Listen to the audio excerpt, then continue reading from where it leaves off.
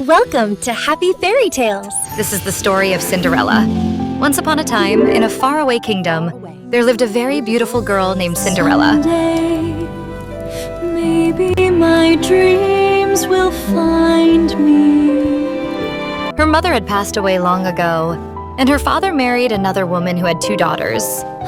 The day her father brought his new wife and stepdaughters home, Cinderella's life changed completely. The new mother's daughters, Tina and Mina, made faces and said, "How did we end up in a place like this village? I don't like it here at all. I hope our new mother is nice. Nice to meet you." From the very first meeting, the stepmother and her daughters became jealous of Cinderella's beauty and her gentle heart. Unlike Cinderella, they were neither beautiful nor kind. One day, Cinderella's father had to go on a very long business trip. "I will be gone for a long journey. Take care of the house in my absence," he said. As soon as he left, the stepmother and her daughters made Cinderella's life miserable. She certainly knows her place, doesn't she? One day, while Cinderella was talking to her dear birds in the garden, her stepmother came and said, "From today, you will live in the attic storeroom."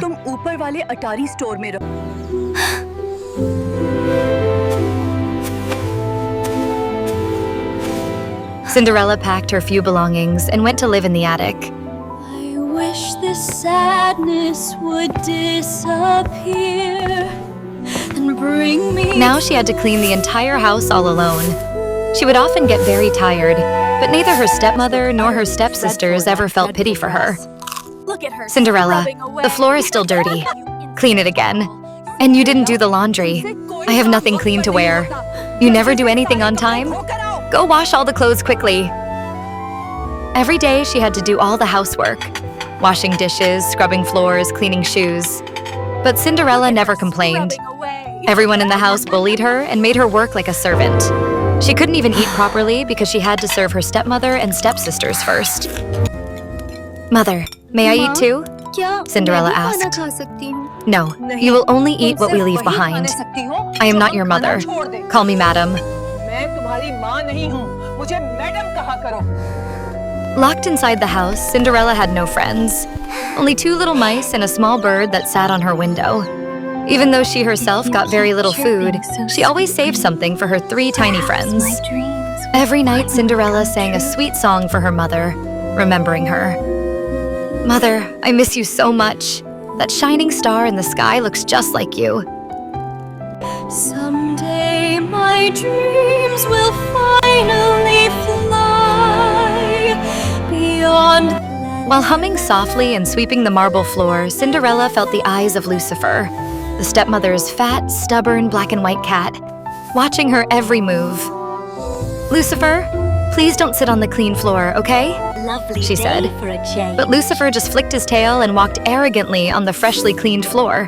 Wherever he stepped, dirty paw marks appeared. Cinderella's mouse helpers panicked and ran to hide. "Oh no, Gus, hide!" Cinderella whispered as the cat's paw brushed right past Gus's tail. Lucifer roamed around like a tiny tyrant, spilling water, scattering flour, and tearing clean folded clothes. Whenever Cinderella fixed one thing, he ruined another.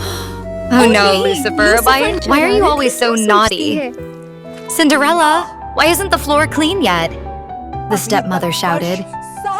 Lucifer proudly sat beside the mess he made, pretending to be innocent. The stepmother's cold eyes fell on Cinderella. "You can't even keep a simple house clean. No wonder you don't deserve anything better." Cinderella lowered her eyes and said nothing. She simply sat and continued cleaning. From behind the broom, the little mice peeked out and squeaked softly, as if saying they would always stay with her. At night, when the whole house slept and only crickets could be heard, Cinderella would sit near the fireplace, her only friend now. She made small shapes in the ashes and whispered softly while looking at the sky through the broken window. "Mother, can you still see me?" Even in her torn old clothes, she looked like a true princess. Time passed. The sky glittered under the sunlight. The stone streets of the kingdom echoed with people's laughter and chatter. Suddenly, royal soldiers entered the town square on their proud horses. Children ran to see them. Bakers and shopkeepers left their work, and people peeked out from their windows. A soldier unrolled a red velvet scroll and announced loudly, "Silence! A royal decree is announced. Today, the prince will choose his bride. All the young women of the kingdom are invited to the royal ball. The time has come for our beloved prince to choose his princess." Look at the colors. The whole square lit up with excitement and smiles. In the small house on the hill, Cinderella's stepsisters squealed with joy. A royal ball. Imagine. We will look just like princesses. We must wear the brightest dresses. I'm more beautiful. No, I am. They ran around the house, pulling out boxes of ribbons, silk, and pearls, fighting over colors and sleeve lengths. Color looks hideous on you. Hand it over. In a corner, Cinderella quietly folded clothes as if she didn't care. But deep inside her heart, a small dream woke up again. The big day arrived. Cinderella, where are you? Come quickly and prepare my bath. Mother, can I also go to the ball? Cinderella asked softly. What? You want to go too? Fine. But first prepare your sister's clothes. Cinderella felt happy. At least she could take part in the preparations. Mother, look how beautiful we look, the stepsister said. The prince will definitely choose one of you. Just don't fight there, the stepmother said. What? Now I can go to the ball too? Cinderella asked, hopeful. The stepmother smirked. Separate these lentils. After that, you may go. Cinderella was shocked. It was impossible in such a short time. Her mouse friends and the little bird rushed to help. Together, they finished the work in half an hour. Mother, I did everything you said, Cinderella said. You want to go too? Never. The prince is looking for a bride, not a servant. With your torn dress, you... Stay home and clean. Saying this, the three left. Try not to make a mess while we're gone. Maybe tomorrow. Cinderella sat in a corner, heartbroken and confused. She began to cry. Her little friends came near and tried to comfort her.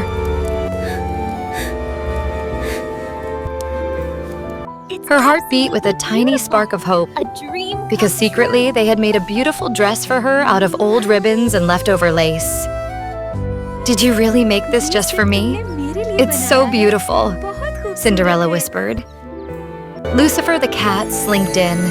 His green eyes gleamed with mischief the moment he saw the beautiful dress. He moved forward quietly on soft paws, his tail twitching. No, Lucifer, please don't, Cinderella said gently. But it was too late. Lucifer leaped. His claws flashed, ribbons flew, and he tore into the dress. Pearls and threads scattered everywhere. How can I possibly go now? How can I possibly go now? Cinderella cried. What have you done, Lucifer? If my mother were alive today, I too could have gone to the ball. Suddenly, a soft breeze drifted in. The ashes near the fireplace began to swirl, and the light in the room grew brighter. The golden mist spun like magic, and from within that glowing light appeared a beautiful fairy. She was a radiant, kind woman. Her silver, shimmering gown glittered like stardust. Dry your tears. Her hair shone like moonlight, and her smile was as gentle as a mother's. Don't cry, my sweet child. Don't cry, the fairy said. Her voice as soft as a song. My dear, your heart is pure, and tonight, your dreams will take flight. She floated lightly toward the garden, and Cinderella hurried behind her. I am your fairy godmother, my dear Cinderella. And yes, you will go to the royal ball. Really? Can I truly go? Cinderella asked. Your dreams are about to come true, my dear. Just believe. Your dreams are about to come true, my dear. The fairy lifted her long, sparkling wand, its tip glowing like a star. With a graceful swirl, bright magical sparks filled the air. "Now let's see what we can do for your wish," she said, glancing at a round pumpkin nearby. "This will do perfectly." In an instant, poof, the pumpkin began to grow, glowing like gold until it transformed into a magnificent carriage. "How beautiful!" "Oh, a carriage needs horses." The fairy smiled. "These two will be perfect." She waved her wand, and the two mice turned into two elegant white horses. "And now a coachman," she said. And finally, the last magic. She raised her wand once more. A soft tune hummed through the air as silvery moonlit threads swirled around Cinderella. "This is me?" Cinderella whispered. "Yes, my dear. It was always you," the fairy said lovingly. "Now hurry. The ball awaits you. But remember, when the clock strikes 12, all the magic will disappear." Cinderella nodded. Joy and hope rushed through her heart. She stepped into the carriage. As the horses began to run, her glass slippers sparkled in the moonlight. Behind her, the fairy godmother called softly, "Your heart will guide you, and may your dreams never end." The royal palace glowed like a world of dreams. Crystal lanterns lit every tower, scattering shimmering reflections across marble floors and mirrored walls. Music filled the air like a royal ocean of fragrance and sound. As Cinderella entered, every gaze turned toward her. Wow, I've never seen such a beautiful girl. She looks like a fairy. Even the prince could not look away. In a single glance, he fell in love. He stepped forward and said, "Beautiful lady, may I have this dance?" "It would be my pleasure," she replied. They began to dance. The prince could not take his eyes off hers. They danced for a long time. The stepmother and stepsisters stared, unable to recognize her. Night deepened. They went out onto the balcony. The garden glowed in the moonlight. Stars shimmered above. The scent of roses filled the air. But nothing can compare to the light I never knew. A dream could shine. But nothing compares to the light that never fades, Cinderella said softly. "Tonight is beautiful because you are in it," the prince replied. At that moment, the distant clock began to strike. Cinderella's face went pale. She remembered the fairy's warning. "When the clock strikes 12, the magic ends. I must go," she gasped and ran. "Wait, I don't even know your name," the prince shouted. But she didn't stop. Everyone watched in shock as she rushed out of the hall, like a trail of light fleeing into the night. With every chime of the clock, the magic weakened. Outside, the golden carriage turned back into a pumpkin. Everything vanished. Her dress turned old again. Her hair loosened and she looked tired. But her eyes still held a sparkle. She paused, looked up at the sky and smiled. It was all real, even if just for one night. I wish that I could go to the ball. Thank you for the magic. I am ready now. This is what happily ever after feels like. "I will find you," the prince vowed far away. "Even if I must search every corner of the kingdom." Did you hear? She left her slipper behind. A slipper of glass. Imagine. I wonder what she looked like up close. "My son," the king said, "if your heart tells you she is your destiny, then find her." "Father, my heart has never lied." A whole month passed. He visited every home, but the shoe fit no one. "Whoever owns this glass slipper, the prince will marry her." "Oh, blast, it's no use. This shoe is far too small," It's no use. soldiers muttered. Finally, they reached Cinderella's Do you think house. The prince is inside? "Look, the prince is here." "Mother, that's my shoe. Please let me go out," Cinderella pleaded. "Don't you dare come out. Try the shoe, girls. One of you must fit into it." "Yes, mother."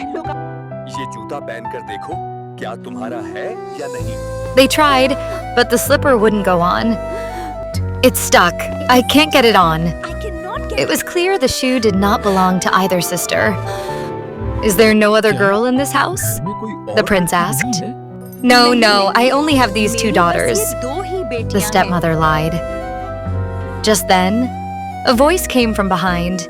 Everyone turned. Cinderella stood there. She is our maid. She never went to the ball. Silence, the prince said sharply. You lied to me, and you will face the consequences. He knelt and slipped the glass slipper onto Cinderella's foot, and it fit perfectly. The prince smiled. At last, I have found you, my princess. Will you marry me? Yes, my lord. I will marry you.